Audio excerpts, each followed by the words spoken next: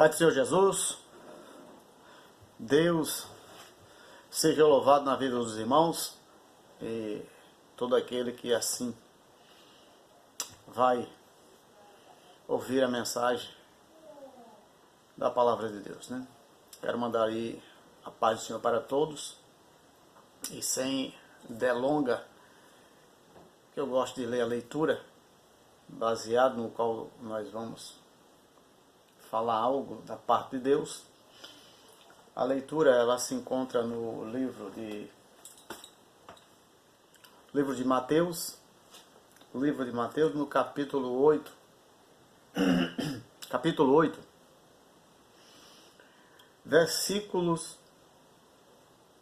o versículo 23 e o 24, 25, 26 e 27. Que a leitura diz assim: Então, entrando ele no barco, seus discípulos seguiram. E eis que sobreveio no mar uma grande tempestade, de sorte que o barco era varrido pelas ondas. Entretanto, Jesus dormia. Mas os discípulos vieram acordá-lo, clamando: Senhor, salva-nos, perecemos. Perguntou-lhes então Jesus: Por que sois tímido, homem de pequena fé? E levantando-se, repreendeu os ventos e o mar, e fez grande bonança. E maravilharam-se os homens, dizendo: Quem é este, que até os ventos e o mar lhe obedecem? Pai soberano e eterno, Tu és a essência da vida, Tu és, Senhor, pão, Tu és o alimento, que no dia a dia o Senhor é quem nos socorre, porque Tu és misericordioso. E só estamos de pé, Senhor, porque o Teu amor para conosco, ó Deus, é grande. Eu não sou digno, Senhor, de merecer tão grande promessa. Mas através, Senhor, do Teu Filho Jesus, que lá na cruz do Calvário nos concedeu este acesso, para que assim viéssemos entrar em Tua presença e nela louvar-Te o Teu nome. Dizer que só estamos vivos porque a Tua mão, Senhor, é poderosa. Tu és o mesmo ontem, hoje e eternamente. Pai, seja louvado nesta noite. E que o Teu Espírito Santo, Senhor, me conceda, pela Tua misericórdia, aquilo que está fundado na Tua palavra, Senhor. Aquilo que eu, através de minha boca, seja expressada, Senhor, que não seja de mim mesmo, mas que seja do Teu Espírito Santo. Porque preciso viver, Senhor, a Tua palavra, para nela testemunhar, Senhor, o quanto Tu és grandioso. Pai soberano, continua conosco, que o Teu nome seja glorificado em nossas vidas, em nossa ação. Louvado seja Deus. Quero aqui mandar a paz do Senhor para o nosso amado irmão Bruno, lá de São Paulo, e a sua esposa, seus filhos, né? Já profetizando mais algum. Também todos do Motinga, né? O presbítero irmão José, que é o Tota, e também o nosso irmão e pastor Marcos, e Bia e os seus filhos, sua nora e aquela belíssima criança, né? Que Deus abençoou e aí tá uma benção, né? Louvado seja. Eu também quero mandar a paz do Senhor para os irmãos. São muitos irmãos, para que não falte nenhum, né? Que eu possa esquecer com certeza, mas que Deus continue abençoando todos os irmãos, né? Todos.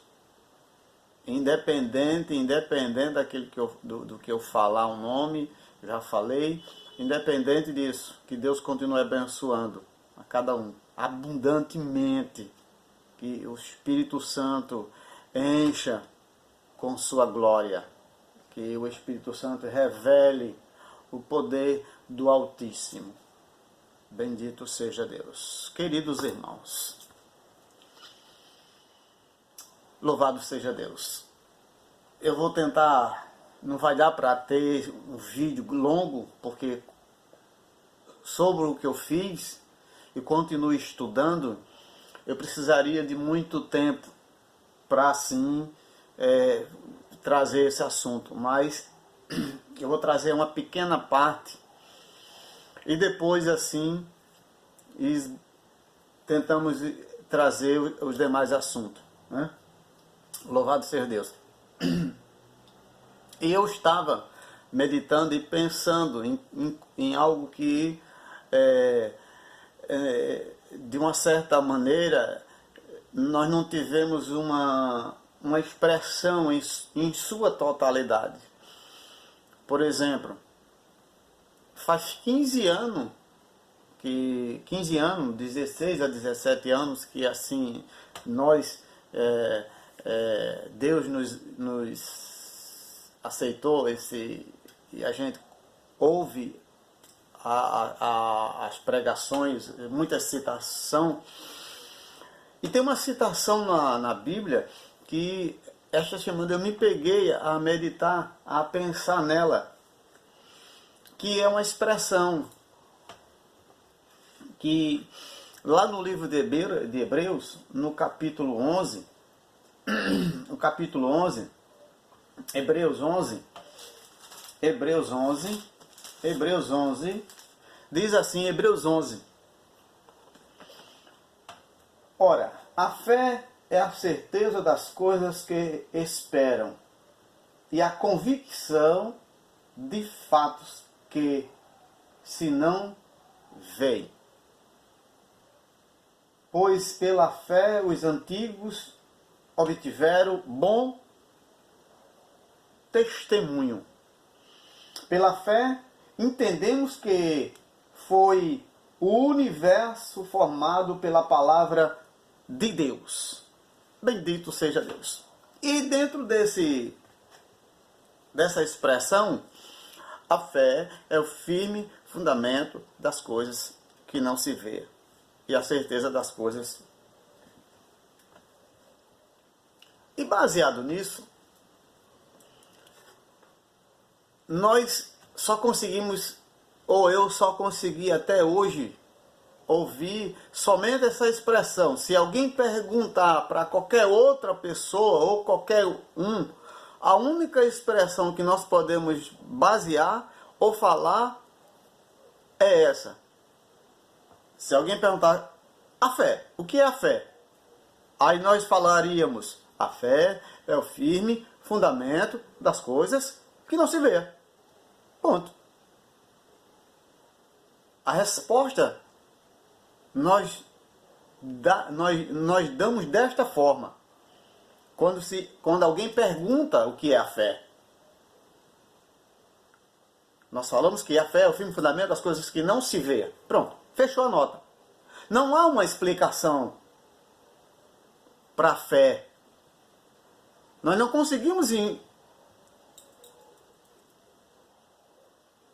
atuar ou dizer a forma na sua totalidade, ou em alguns pontos em que a fé podemos esclarecer para alguém o tamanho da fé ou como ela atua.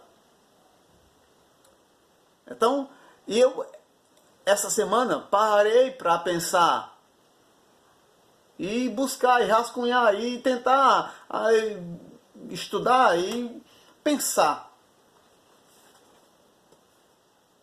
E eu coloquei aqui: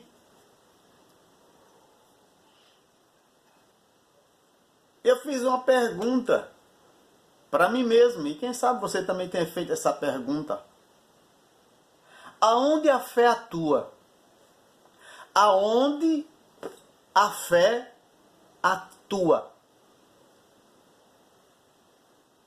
Porque ela tem que atuar em algum lugar.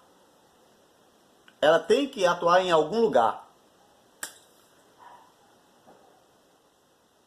E por não ter aprendido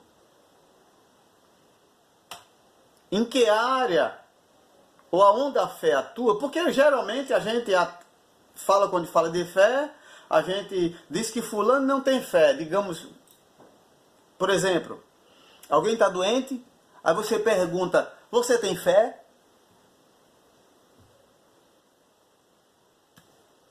Geralmente nunca é sempre o outro. E não eu, é sempre o outro. E eu meditando nessa área, e eu coloquei alguns pontos aonde a fé atua na minha vida. Não dá para dizer todos agora, que eu vou por etapa, para o vídeo não ficar longo. Aí antes de eu entrar neste texto, eu gostaria de dizer aos amados irmãos e todo aquele que assim ouvir através deste canal, que a fé, ela atua nos nossos 5 sentidos. Ela atua nos nossos 5 sentidos.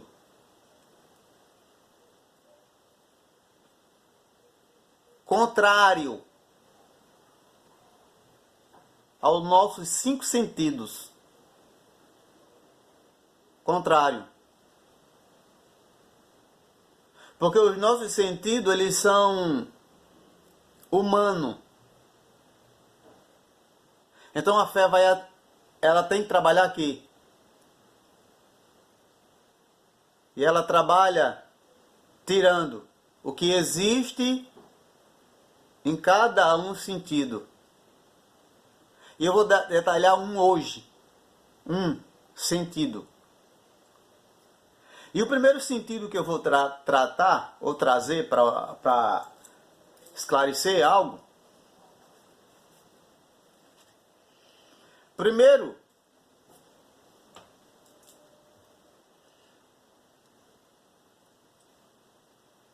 eu trouxe como mente, tá? Porque nós sabemos que olfato, paladar, audição, tato. Mas trouxe como o primeiro sentido, como a mente, como o intelecto, tá? A mente. Então a fé, ela tem que trabalhar na mente. Por que ela tem que trabalhar na mente? No Evangelho, segundo escreveu Mateus, no capítulo 8, a gente vai ver um ponto, que eu vou frisar somente um ponto, tá? Para entender na mente. Que é o versículo 8 e o capítulo 8 e o versículo 28. O versículo 24, aliás, o versículo 24 diz assim: e eis que sobreveio no mar uma grande tempestade, de sorte que o barco era varrido pelas ondas. Entretanto, Jesus dormia. O 25, para concluir esse assunto. Mas os discípulos vieram acordá-lo, clamando: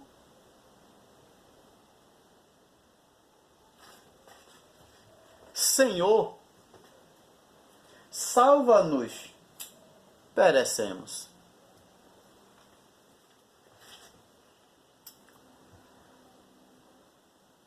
Aqui nós vamos entender que houve algumas ações dos 5 sentidos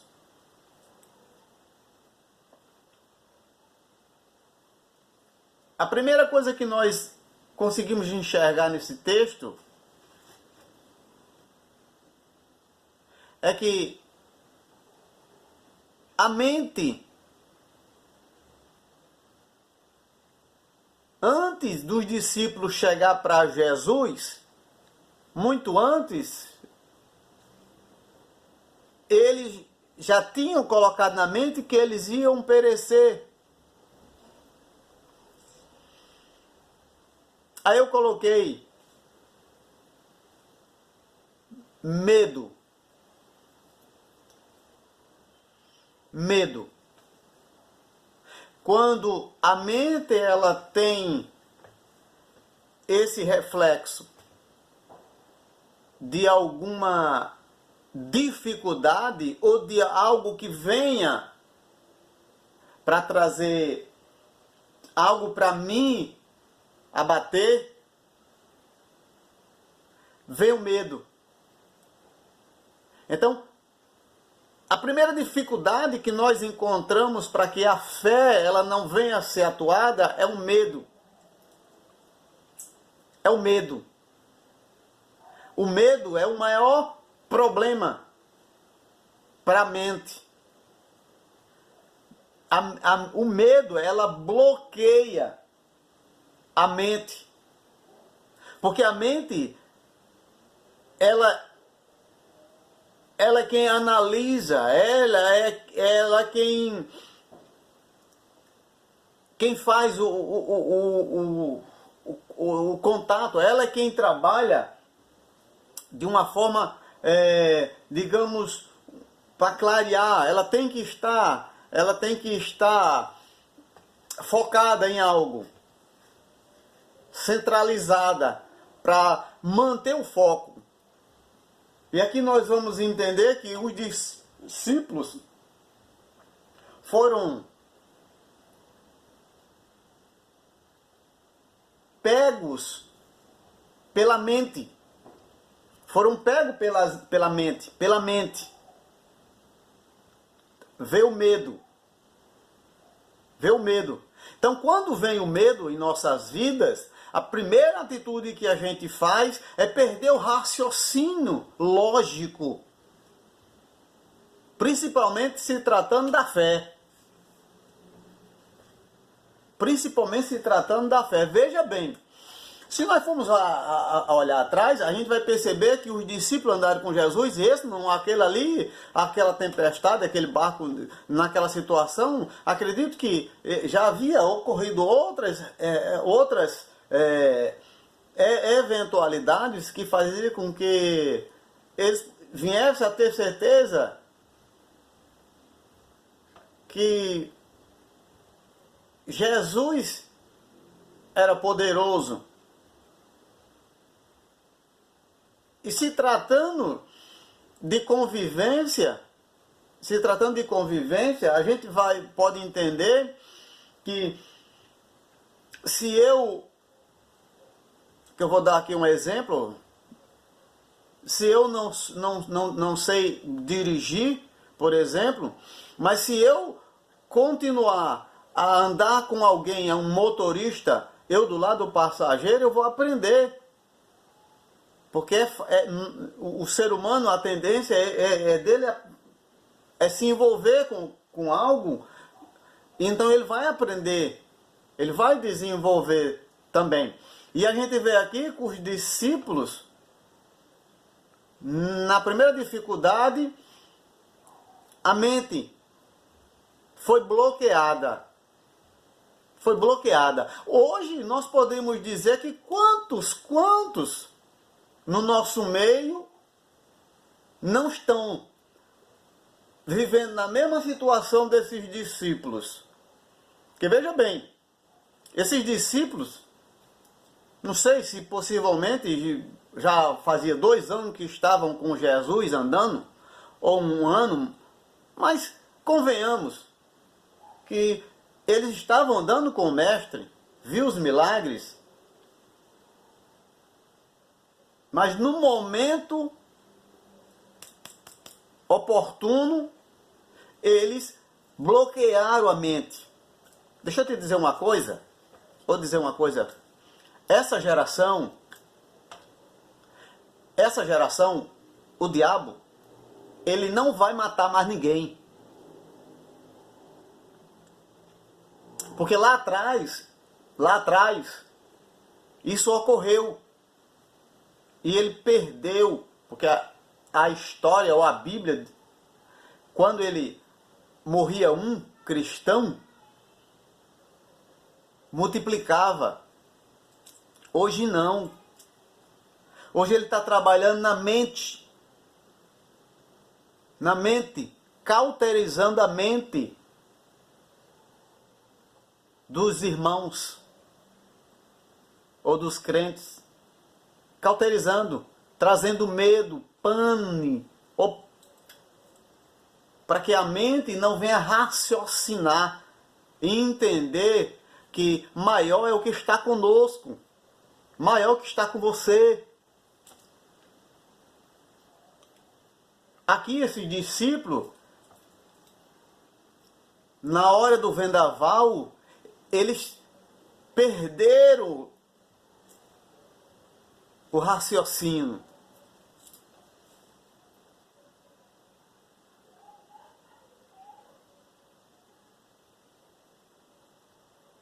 É por isso que eu falo que a mente, ela tem que ter a convicção. Eu costumo analisar na questão de fé, já está bem pertinho de nós concluirmos aqui, essa primeira etapa, a gente vai entender dos 3 jovens. Eu fico incrível com esses 3 jovens. A forma que eles se dirigiram, a forma que eles foram, a convicção, a mente focalizada. A mente focalizada. Aí o que eu acho interessante também, onde nós estávamos lendo, voltando para Lucas, para Mateus, capítulo 8, e versículo o 26, a gente tem certeza e convicção que Jesus é onipresente, onipotente e onisciente.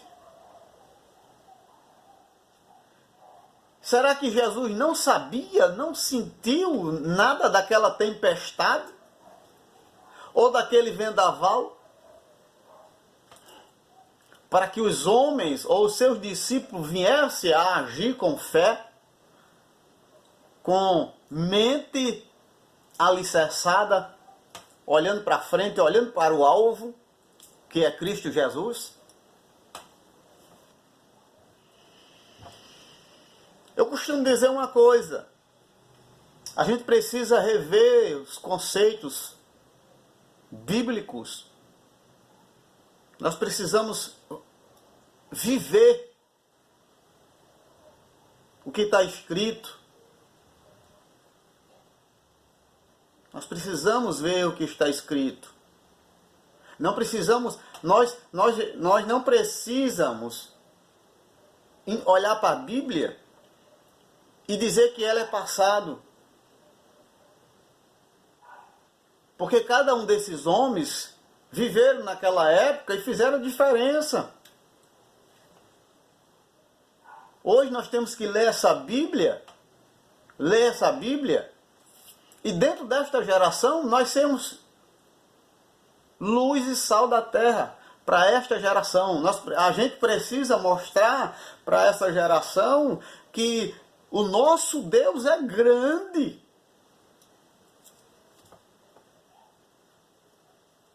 Que o nosso Deus é grande, é poderoso, Ele não mudou em nada. Ele continua atuando da mesma forma. O problema é eu, o problema é você.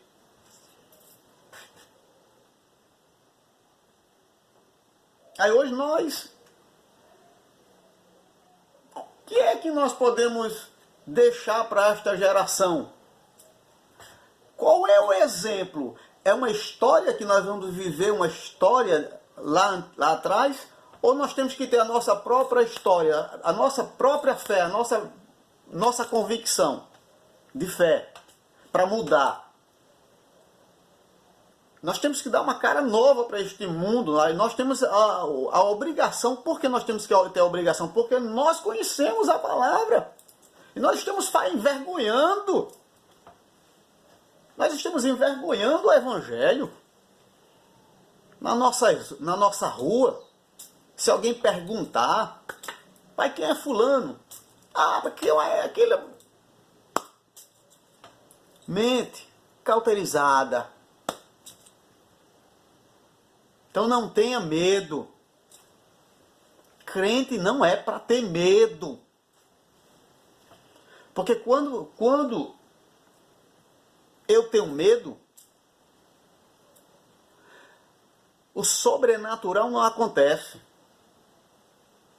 O sobrenatural não acontece.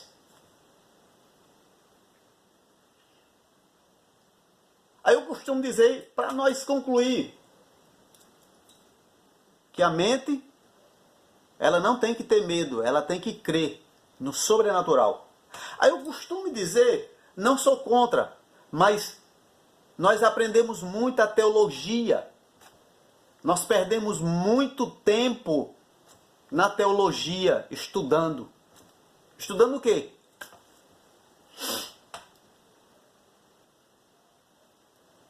Nós temos que pegar a teologia que estudamos e praticá-la no dia a dia. Não só praticar dentro da igreja, mas praticar na dificuldade. Seja ela um temporal, seja ela uma tempestade, seja ela um barco afundando, seja ela uma enfermidade.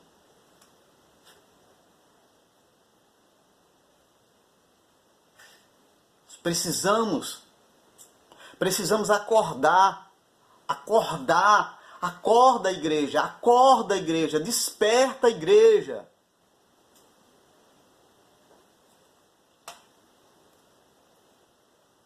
Precisamos acordar, porque o que vem por aí,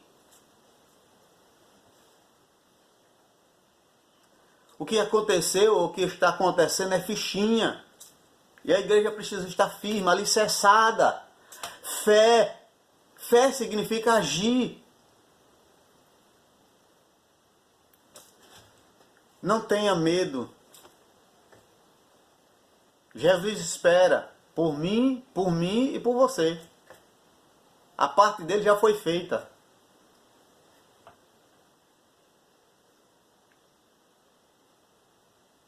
No próximo eu continuo. Deus abençoe os irmãos e todo aquele que vai ter a oportunidade de entender fé. Fé trabalha na mente, na minha mente, para depois. E se eu tiver medo, ela não vem. Esse é o primeiro ponto. Depois nós vamos para o segundo, ok? Porque para não ficar muito longo o vídeo, olha, Pai do Senhor para os irmãos, não deixe de se inscrever no canal, dê um joinha, abra aí um comentário, pergunte algo, certo? Eu fico muito feliz.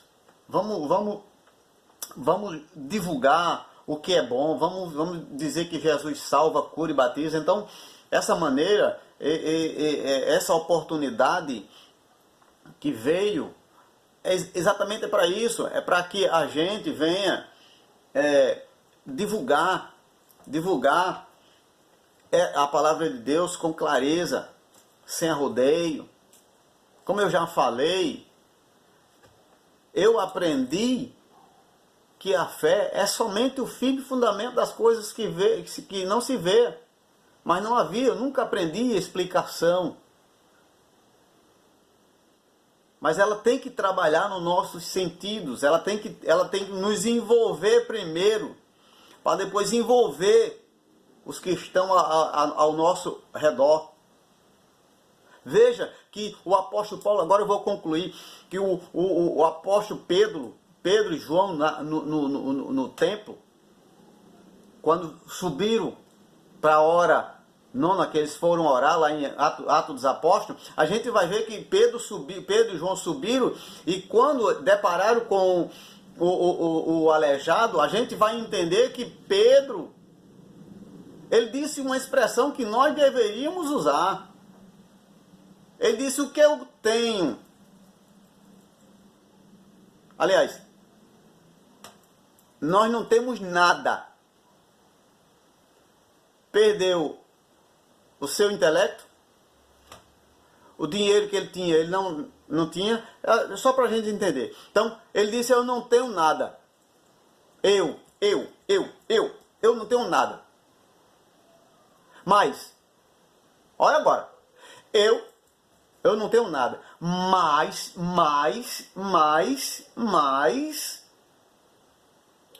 o que eu tenho, olha agora, em nome de Jesus. E a Bíblia diz que imediatamente aquele homem se levantou. Desperta, igreja. Desperta, igreja. Tu és sal e luz da terra.